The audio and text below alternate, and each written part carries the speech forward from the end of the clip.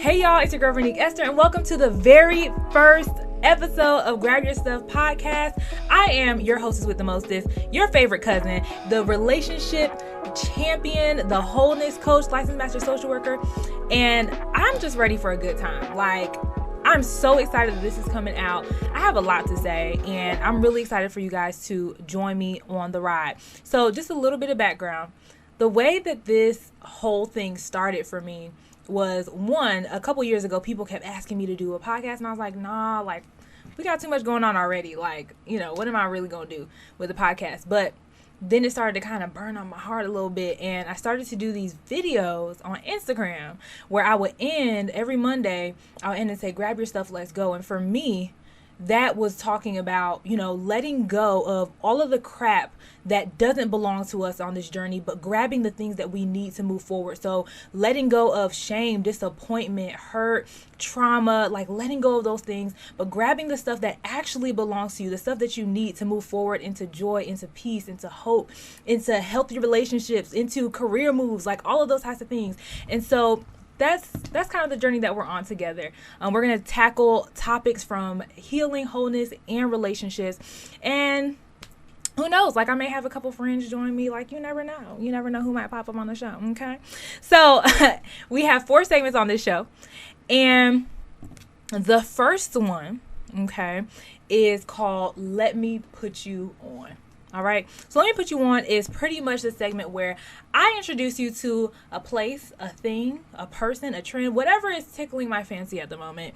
And I want you to try it. You know what I'm saying? I'm putting you on to that new something. And it's this one, today's is, y'all, I'm probably going to lose some people on this one, but it's fine. But either way, sometimes it may include some of our sponsored things, but either way, it'll never be anything that I don't think that you should try for real. So today, like I said, y'all not going to be rocking with me. When I told my friends what this one was, they was like, Vernique, do not put people onto this. But I'm going to do it anyway because I'm grown and it's my show, okay? Period. So, let me put you on to warm milk and cereal. Before you act like that, I see my technical producer looking at me crazy. Before y'all look at me crazy, if you are Caribbean, you know the vibes, okay? This is how I grew up eating cereal, y'all. I know. Yes, it's milk first. I literally put it in the microwave for approximately 45 seconds to a minute, and then I put my cereal in it, and I eat it, and it's like a warm hug. It's like that bedtime snack, okay? But I said, before you judge, just try it. Let me know. Okay, let me know if you end up trying it. Let me know what you think. I want y'all to stop looking at me like that. Try it. I'm telling you. So yes, warm milk and cereal. And to be honest, what makes this worse is that I kind of eat 70-year-old cereal. I like Honey Bunches of Oats. And I like the honey, the regular honey one, the yellow box. And I like lately Quaker Oats, the oatmeal squares has been my thing. I know it's not Fruit Loops, it's not all of that sugary stuff, but it's good, y'all. It literally I can't go to bed sometimes until I eat it. So I put you onto that. Remember, I put you onto that. All right, so our topic for the day is breaking up is hard to do. So for those of y'all who have been following me for a while, you probably recognize that I was gone for about 2 months. I took a social media break and kind of a leave of absence, even from my businesses. I kind of let go of everything. Again, for those of y'all who don't know me, I have a coaching business where I help women, especially high-achieving women of faith, overcome trauma and brokenness so they can experience a life of wholeness and flourish in their purpose. I also have my very, very first baby, which is Authentically Wed. We have a Facebook group of over 5,000 people. Join it. It's free. And we talk about healthy relationships. We talk about, sex. We talk about marriage. We talk about all these things. And I literally got to a point in my life very recently where I put it all down because I was like, I have to get back to myself. And a lot of it had to do with breaking up. So if you've been wondering, well, where has Vernique been these last few months? Sis just dropped off the face of the planet. This episode is all about that. So I want to start by saying in this episode, y'all gonna get my whole business, okay? For the most part, we're gonna get real close, okay? Because this episode, this podcast, my platform, all of that is all about transparency. Y'all know that I give you as much transparency as possible because I believe that through transparency, we can all be set free, right? Like, what if your parents or the people that you trusted in your life told you the truth about where they were, right? You probably would have navigated life a little bit differently. And so this episode is me being transparent about who I am and the experiences that I have in hopes that you know that you're not alone and that you can be, set free and if you're experiencing anything similar as well. So, but I really believe that it's important for us to start our journey together with transparency. So, just to give you a summary, like over the last few months, like about a span of about 7 months, 7-8 months, I took the leap rather to go into full-time entrepreneurship. So I'm a licensed master social worker, emphasis in behavioral health, but I work in the medical field primarily as a travel medical social worker. And I've traveled to DC, I've traveled to Boston, I've worked in Georgia as well. And I was like, you know what, this is not fulfilling. I want to do my businesses full time. And so I took the leap of faith. I saved up money. I created a whole launch. I created my course, Heal for Real. And, all systems were go. 2 weeks before I was going to end my contract, I actually ended up getting fired. And it was weird because it was 2 weeks and I knew that there was no cause for it. They were kind of upset that I wasn't extending, which is crazy. But I took the leap and I was like, you know what, that's fine. I was going to leave anyway. Let's go. But I don't think I realized how much that actually impacted me until time kind of went on. So I took the leap, like I said, shortly after I was, fully on my own as an entrepreneur, my assistant quit. And if you know me, I keep an assistant on me, okay? But the thing about it is, ever since my very first assistant decided like, hey, we can't do this anymore because her workload was increasing, I have had trouble finding a really good fit. And so I thought I had found a good fit. She ended up quitting because she had some personal things going on. Y'all, I was in a drama-filled situationship. Yes, me, the wholeness relationship expert, as I've been dubbed in certain circles. Like, I found myself in like a interesting situationship is the best way that I can describe it. I was planning a launch, like I said, and just like, okay, there was a lot of pressure on this, has to work. And I ended up having a successful launch. I made 5 figures and exceeded my goals and all of that. And it was really cool. But I put everything from that launch back into the business because I was just going to live on my savings and try and multiply my success. But I started to, for those of y'all who don't know, again, I really wrestle with anxiety. It's like a constant thing, and it was only amping up during this time. So I had a successful launch. I put money back into the business to recreate that success. And then it was crickets, y'all. Like, I had a whole wait list and nobody joined. So now I'm at a point where like, oh, I was teaching, I was coaching, and I was like, working the market for the next group of people. And everybody just went ghost on me. It was the craziest thing. And around that time, my savings is dwindling. I had been home for like 4 months now. And then, unfortunately, I got to a point where I couldn't even pay my mortgage. So here's the thing about that. I am the most responsible person that you know. If you've never met me, I am the most responsible person that you know. As somebody who has a background and experience with being homeless and moving around a lot, fun fact, before college, I had gone to over 15 different schools. That's more than one school every year from kindergarten.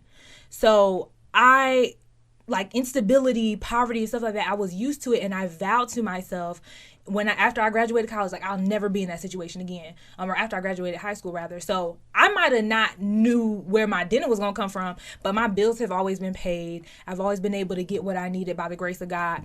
And so being in a position where I couldn't pay my mortgage was like a gut punch to me. And I remember I do point where I was looking at God like, so you're not going to do nothing, big homie? Like, hey, like, what's that? Like, do we have beef? Like, what's really good? And I remember there were some days where I really was just like, okay, God, I guess you're not going to do anything. And that's like, and we're going to talk about that a little bit more. But that's a really scary place to be, I think, is to look around and be like, oh God, you're not going to intervene on this one, are you? You know?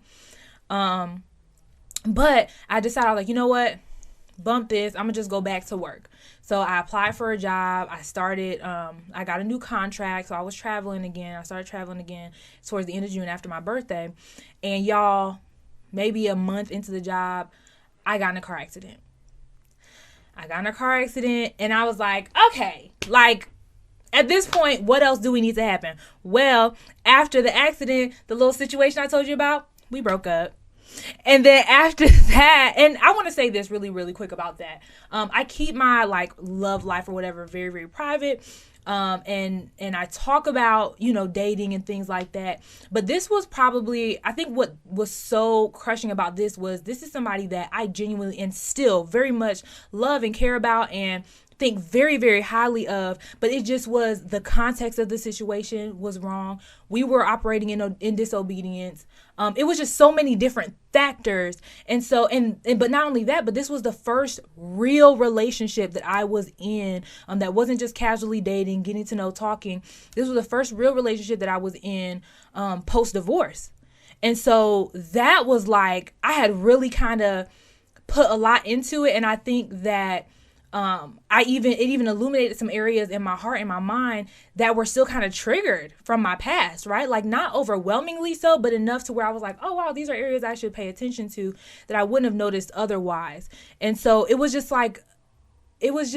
a situation where, you know, it took me aback, and it really, like, at that point, I felt like my legs had been cut from under me. And then of course I'm working, like I said, in the medical field, and the Delta variant is sweeping through the city. I'm the ED social worker where I was, the ER social worker. And the hospital is full. We have nowhere to put people. Us as employees are wondering, like, are we going to get COVID? Like we're interacting with nurses who go into COVID rooms. We didn't have to go in there, but it's rampant. And sometimes I have to go in the emergency department where there's no beds, to the point where patients are like in the hallway low-key, like waiting. And so the stress of that, and I just broke down, y'all. Like I broke down. And I think prior to even some of these things happening, I was like, this is it. Like I'm done. I can't do this anymore. And just asking God, like, I just want to be a regular person. I don't want to be anybody's influencer. I don't want to be anybody's coach. I don't want to be anybody's inspiration, because my life is a mess, in part from the experiences that I've just gone through that had nothing to do with me, but in part for things that I did, that I brought on myself, or things that like I participated in, like all of it. I was like, well, ain't no point. Like, what's the point, you know? But we're going to talk about that today. We are going to talk about the point. So the first thing that I want to talk about is like, what do you do when you thought God was going to do something, but it felt like he did nothing? Like when you feel like heaven is silent, you know? One of the hardest things, I think, and like I said, the topic today is breaking up is hard to do, right? It's not even just about breaking up in relationships, but breaking up with the expectations of what you thought would happen. So for me, on one end, I had to break up with the fact that, like, I was angry, or I had to actually come to the realization that I was angry with God. I was angry with God for not responding to my mortgage situation, to the point where my prayers started to sound entitled. And that was one thing that the Holy Spirit really illuminated to me, was like, sis, who precisely do you think that you are? Like, let me know. Because if you're better than everybody, just say that. And I was like, I mean, nah, but it's not that. But, and this is getting really, really deep. But I think when I look back over my life, and I'm saying this, and I really hope that this resonates with somebody. When I look back over my life, for somebody who is not even 30 yet, I was like, God, like, I've been through so much. You know, I used to joke around in my early 20s and be like, yeah, I lived the life of a 40-year-old, right? Because I felt like life had run me so ragged before I really had a chance in the world. So I think that, especially after my divorce, I think I had made like this secret pact with God that he was not, like, that he didn't sign on the dotted line of like, yeah, so we're done with hard times now, right? Like, this is it, correct? We're done. Like, I'm signing right here. And God was like, not okay, she's walking away now, and so I think that I had like in my mind, I was like, well, God, I honored you through a divorce. I, honored you when I was poor. I honored you when I had da-da-da. So at this point, we good. Now you gonna honor me, right? Like now you gonna give me these things. And God is kind of like, that's just not really how it works. And it's not to say that God doesn't honor us or he doesn't give us seasons of goodness and blessings and things like that. But one, that doesn't make you exempt from hard times. Right? Like it doesn't make you exempt from experiencing real life. Sometimes life just sucks, and that's not like God just, puppeteering things to go terribly in your life. But because we live in a fallen world, we're going to experience hard times. But I think for myself in this particular case, I felt like, how dare you? Like all of this stuff that we done been through over the last few decades. Like, are you serious? And so I was disappointed. Y'all, when I tell you, if chronic disappointment was a disease, I had it. Because I was like, I took the leap of faith. I followed you, or at least I thought I did, to be an entrepreneur. I felt like, you led me here, but now I just feel like a failure. And to be honest, now I'm kind of embarrassed, right? Because I've taken all these people on this journey. I got thousands of followers. Like, they're all rooting for me. And here I am feeling like not only am I back, I'm not even back at square one. I'm at square -3, And so, and I want to even give some language for people who feel like, or who have been taught like, don't question God. Or don't, everything's going to work out. Don't be sad about anything. Like the Bible in Proverbs says, a dream deferred makes the heart sick. It's a reality. Like it really is a sickness to have your hopes and dreams kind of dashed, And so I want people to, I think if there's anything that I want you to get from this part is, no, don't be entitled, but feel what you feel. Feel what you feel, experience what you're experiencing, because even God understands that when a dream is deferred, that means like when it's pushed back or when you don't get to really experience it in its fullness, it makes your heart sick. It can be like a weight on you. And I remember in therapy, because after the list of things that I just told you I experienced, I definitely had to get into therapy all over again. And so my therapist, who snatches edges for a living, I literally pay her to make me bald, pretty much. I realized that she said this thing. I was like, well, I mean, it's not as bad as da-da-da-da. And she was like, stop comparing struggles. Why does it have to be as bad as this and this and this? Why does it have to be as bad as this person? Why does it have to be as bad as what you've experienced in the past? If it's traumatic because it's traumatic, right? Like if it hurts because it hurts. And that's it to it, right?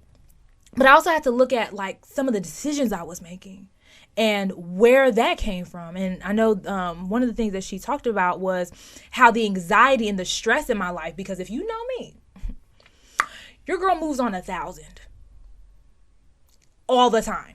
Like I wrote a book. I was producing an event. I was managing a Facebook group. I was like doing all of these things all at the same time. Like that's how I move, unfortunately, because I've, while it's cool because you see the results of it, it can be very detrimental to my mental health. And so she was telling me how she realized that anxiety, like the anxiety and the stresses in my life, were fueling my desire at the time to make certain decisions. So to be with somebody at the wrong time for so many reasons, which led to me feeling devastated. So it was like I was trying to find escape in the life that I had built with all of this stress by making these other decisions that allowed me to feel some sort of control, some sort of relief, right? But I want to make it clear though that even if it's like the wrong thing, there's still a level of grief that can come with losing it. Grief is no respecter of right or wrong, right? Like experiencing grief, it comes whether other people may feel it's warranted, whether you feel it's warranted or not. And I think that the worst mistake that we make a lot of the times is not feeling our feelings or not grieving well because we feel like, well, we don't deserve to because I shouldn't have been there. I shouldn't have done it. I shouldn't have whatever. And so we don't really take the time to grieve the fact that, yeah, but this is a real experience. And so I just wanted to make that point clear, is that like, regardless of where you are, grief is grief, and it's okay to experience grief and to learn the lessons and so you can move forward. But even in that, breaking up there was even like breaking up with this person, even when it's the right thing to do, it can still hurt like hell, right? So, yeah, and I think the other thing about this season was the shame.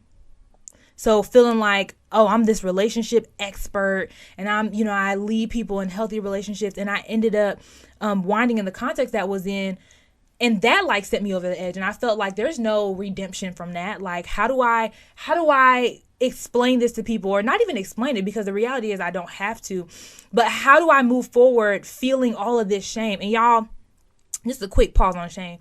I feel like I need to do a whole episode on shame, because that, matter of fact, where's my camera? Because really, really quick, we need to talk about shame at this point. Shame, old ugly bald-headed self with his crusty mama.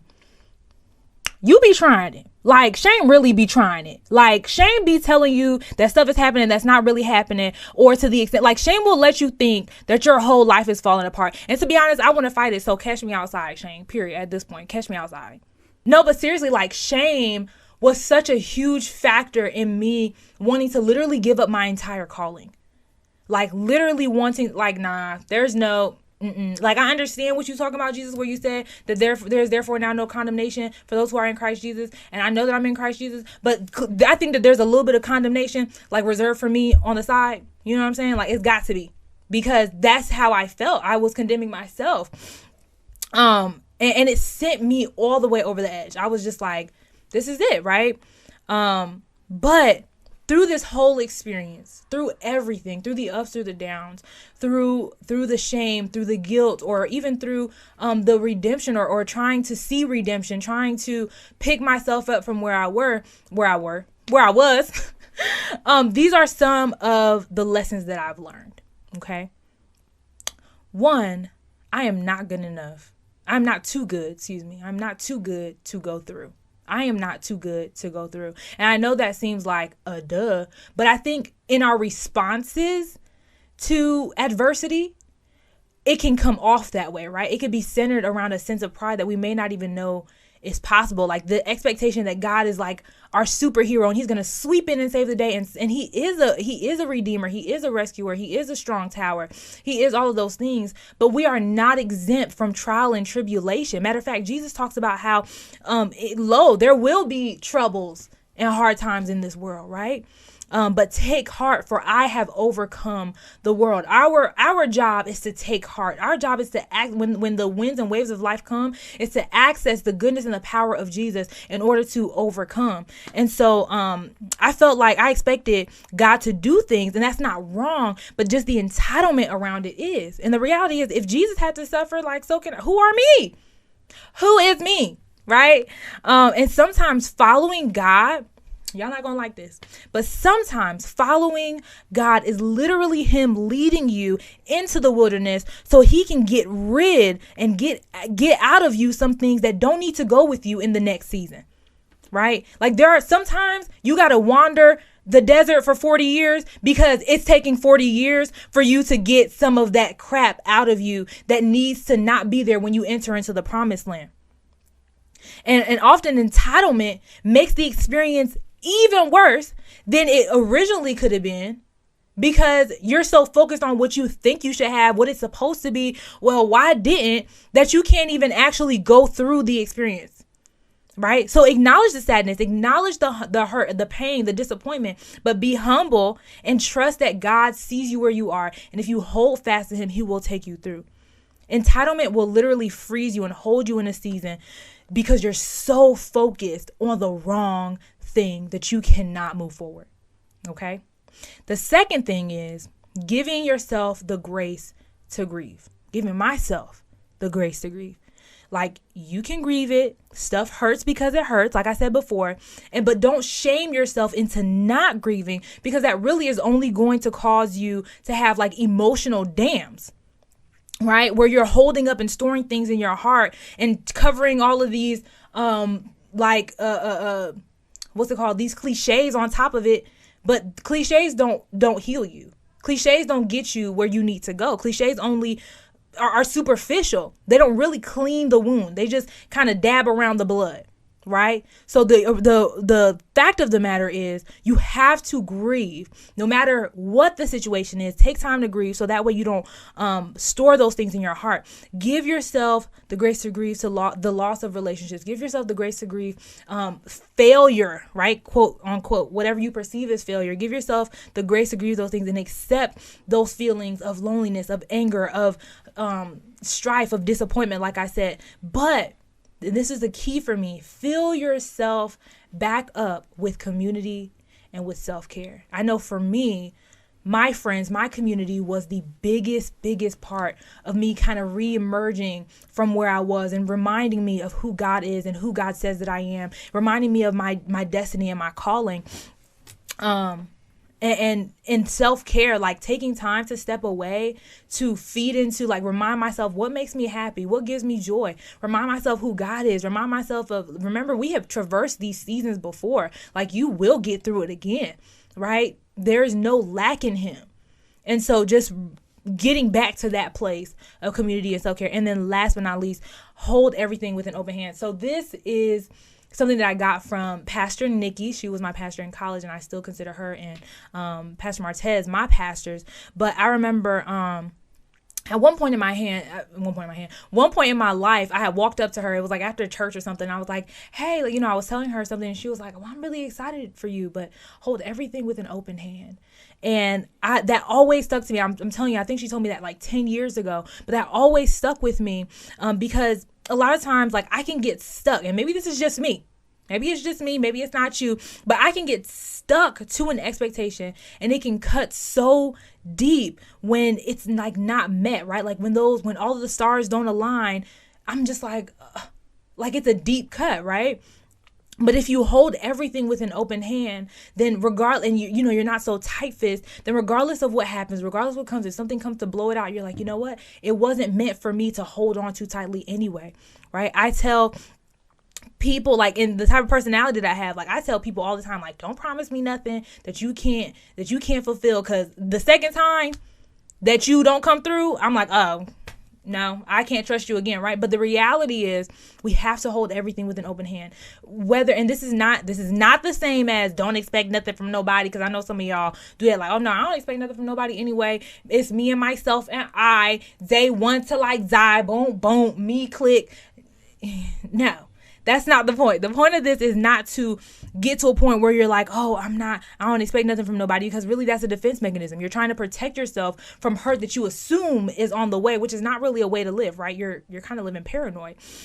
Expectations are okay, but the reality is how tightly we hold on to them. And so just remembering that God, whatever it is that you give me, whatever it is that you don't give me, it's all with an open hand. You have the right to switch things out. You have the right to keep, matter of fact, hey, you have the right to keep my hand empty if it's for your glory. You have the right to not give me anything if I need to just focus on the posture of my hand, if I need to focus on the posture of my heart, if I need to focus on realigning my mind, renewing my mind until it thinks and moves like Jesus. You have the right. And so living with an open hand allows you the ability to not get so stuck on the outcome, but get really, really stuck and tuned in with who God is and what he's doing. So those are kind of my lessons from this whole experience and all of the different breakups that I had to go through. And I hope that it helps you. But at the end of the day, okay, breaking up really is hard to do. Breaking up with expectations, breaking up with people, breaking up with seasons, it's all hard to do, but it's always so necessary. Okay? You sometimes have to break up with the limitations that you put on yourself. For those of you who have, been like, God, I want to do these things, but I don't know, like, I don't think it's my time or whatever. Like, break up with those limitations. Break up with the version of you that you thought you needed to be able to get where you're going. Whoever it is that you're assuming you need to be to enter into the promised land, whoever it is that you think you need to be in order to minister to people, whoever it is that you think you need to be in order to get that job, to get that promotion, break up with that. Break up with the entitlement that you have towards God and what you expect out of your life. Break up with people and things that stifle your growth. You just have to break up knowing that whatever is on the other side, the pain of letting go is worth it. no matter what is on the other side. Why? Because God is with you, because he's leading you. And if you truly live a life submitted to him, then you know that your latter will always be greater than your former. Even if it doesn't feel greater, it's always greater, because the goal ultimately is to look more and more like him. So at the end of every topic, we're going to decide what we are grabbing. So today, if any of my experiences resonated with you, we are grabbing healthy expectations. We are grabbing the grace to grieve. And we are grabbing knowing that failure, whether it's truly failure or not, failure is never the end. It's never the end.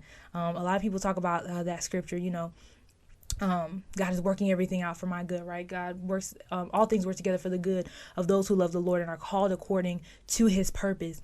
And I heard a pastor one time say, it's not done till it's good. It's not over till it's good. Okay. So know that whatever failure or whatever, just weight, pain, devastation, disappointment that you are feeling, it's not over. It's never the end. In the darkest times of my life that I thought were the end, I've always made it to the other side, and you will too. All right. So that's the end of our topic and what we're grabbing. But to end things on a little bit of a higher note, we have a segment called Questions and Confessions. Basically, Ask V. Today's Ask V is from Facebook. It's actually from the Authentically Wed group. Shout out to the fam. What's up? Whoop, whoop, if y'all are watching. And people were arguing about this, but I really, I'm going to read it to you and y'all let me know, okay?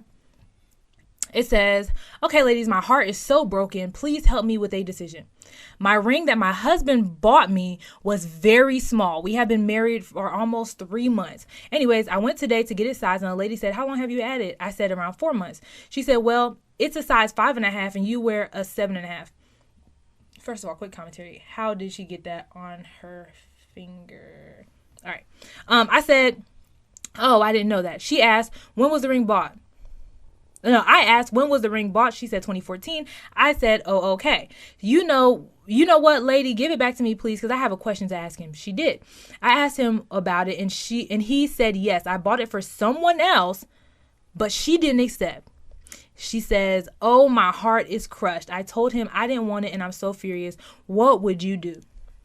Well, I don't see a name on here, but madam, first and foremost, so I want to just say really quick, the comments in AW were like split. I saw some people like, is it a ring? Is it real? Oh, well, my man could propose with a ring pop and I'm taking it. Well, be it unto you, as you have said. Okay. But the reality is, I want to talk about a couple things about this. Is one, for me personally, I want a ring, and a ring matters. It don't have to be the most expensive, don't have to be the biggest. It just has to be with you in mind, with me in mind. You can't buy something with me in mind that you bought with somebody else in mind. That's just how, and I feel like that's a principle of gift giving, right? Like, if you give something to me, I'm hoping that it's not secondhand, that you bought it with the intention of, I want to give this to her because I love her and whatever, right? And then the other thing is, I don't think that she was wrong for necessarily giving it back. Like, even if he were to like pawn it, and I don't know what Sis's situation is, but maybe he gets something at the same price point, at a price point that he can afford. Because for me, it's not about how expensive it is. It's like, you gave me a gift that you did not think about me for. Now, do I think that she should break up? No. You know what I'm saying? I don't think that's something necessarily worth breaking up over, especially because they're already married. But it's something to talk about, like, and not to be, I don't want to say overly dramatic, because if it hurts, it hurts, right? If it bothers you, it bothers you. But this is something that you sit down and talk about, like, what the meaning of gifts are to you. Because like I said, there was people in the comments who were like, I don't care. I'm going to keep it, sis. Like, sis tripping. That's fine. Do that for you. But I don't think that this is necessarily a right or wrong. I think it's more so, this is what I would desire. This is what would really make my heart feel good, is that if I had a ring that really was something that you bought for me. And maybe her man wasn't thinking about it that way, right? We have to not assume that somebody has malice because they do something that happens to hurt us. right? Like, you being hurt doesn't mean that the person's intentions were to hurt you. And so I think that that's maybe one thing, like, she really needs to just kind of sit down and talk about it. But I don't agree that, you know, you should act like it doesn't bother you, or that, like, oh, it's fine. Like, I don't care. He gave me a ring. He married me. The marriage is all that matters. Yeah. But come on now. We all have things that matter to us, right? For some people, their shoes can get dirty and they don't care. For other people, they be ready to fight somebody if somebody scuffed their shoes. It's shoes either way, but the meaning that it has behind it, we have to acknowledge that, you know, everything's not petty just because you don't think that it's petty. So that's questions and confessions. #AskV. If you want to submit a question, if you want to give a confession about anything that you want me to address on the podcast, feel free to email me at info@verniqueesther.com, and you can do the subject line as questions or confessions. Questions or confessions, okay? And then write in your thing. It'll be totally anonymous. We're just going to talk about it. All right? We're just going to talk about it. So, before I give you the handles where you can find me at, as we move forward with this podcast, I'm thinking of finding a way for you guys to all connect. And so I would like to make the video, for those of y'all who are listening just audio, this is recorded. Okay, so if you want to see the video of this, especially if you want to get it early, join our Patreon. The information will be at the bottom of this screen. But I want you to join the Patreon so that way you can get in on the conversations. I want to hear your thoughts. Like, do you agree with me on my thoughts about sis and her ring? Do you have anything you want to say to the topic? Anything that you want to add to the episode? I want to interact with you. I don't want it to just be like I'm talking and then y'all listen and that's it. Like, I want to interact with the peoples, okay? So join our Patreon. Like I said, the information will be at the bottom of this screen, so that way you can get in on the conversation and support a podcast that you already know is finna be dope. Okay? Because you know you liked it this episode. Yes, liked it. You know you liked it this episode. Don't play. You liked it this. So y'all can all follow me at Vernique Esther if you want to see anything about healing and wholeness, or me just dancing because I really like TikTok and Reels. Or you can follow me at Authentically Wed for all things relationship. You can join the Facebook group. It's Authentically Wed. And it be popping off in there. Warning, don't join the group if you're like, I'll put it like this. When we first started AW, like the group, somebody was like, oh, they're like Christians, but like from the east side. So so don't join if you have certain sensitivities, but it's all about authenticity, and it's all about learning how to have healthy relationships from a biblical perspective. So go ahead and join us there. Over 5,000 members. So you want to join a party, okay? We do events, we do all that kind of stuff, and we do live teachings. It's absolutely amazing. So my sign off for today is 2 left feet is better than being a double amputee. So use what you got. Until next time, see ya, and grab your stuff.